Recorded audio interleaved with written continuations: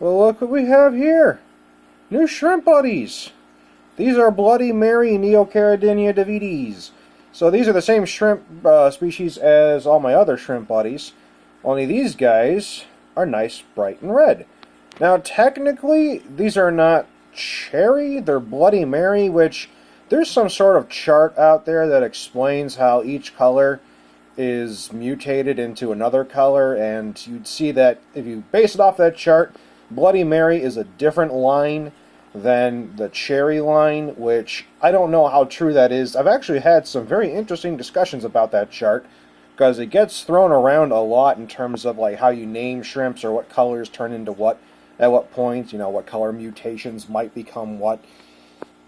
Interesting little chart to look at. I might put a link to it in the description at some point. But point is, this particular line is the Bloody Mary line. I got these guys. I was like, I think it's $45 with shipping for 20 of them, and they all seem to be doing pretty good actually. Had them for about 3, maybe 4 days. They're already babies swimming around here somewhere because one of the females I think came buried. And if I'm not mistaken, when I was acclimating them, there were 2 tiny itty-bitty babies in the bag. And I don't think a female would have had time in the tank, in the amount of time that they've had in this tank, to become saddled to buried. Maybe they could have, but maybe not. I don't think that's enough time. So she probably came buried, or at least maybe fertilized and was saddled at some point on her way. I digress. The point is, they are all here, and they're doing pretty good. So I finally got my red line back after a long time. I used to have some really lower-end grade cherries a long time ago. Gosh, it must have been like about 2 years ago, yeah. Back with my old setups, and they did really well. But I've always wanted better quality red shrimps. So I've been going after the Bloody Mary line just because that particular line seems to really kind of do it for me in terms of what I'm looking for and the color and the shape and size. I think that's the one right there that's got eggs. You can kind of see eggs under her swimmerets on that one. It's kind of hard to tell, but I'm pretty sure that's the one.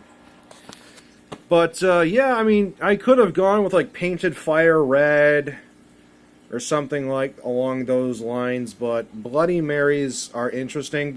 The way they get their red color is different than the cherry line. Now, if I remember correctly, and take this with a huge grain of salt because I totally might be remembering this wrong, but someone once told me that the cherry line derives their red color from their exoskeleton, where the Bloody Mary line derives their red color from their organs actually being red.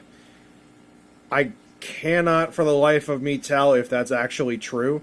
They just look nice and red, which I like. So, I don't think you can mix the two and expect a red shrimp in the offspring because they're from 2 different lineages of cherry colors or red colors.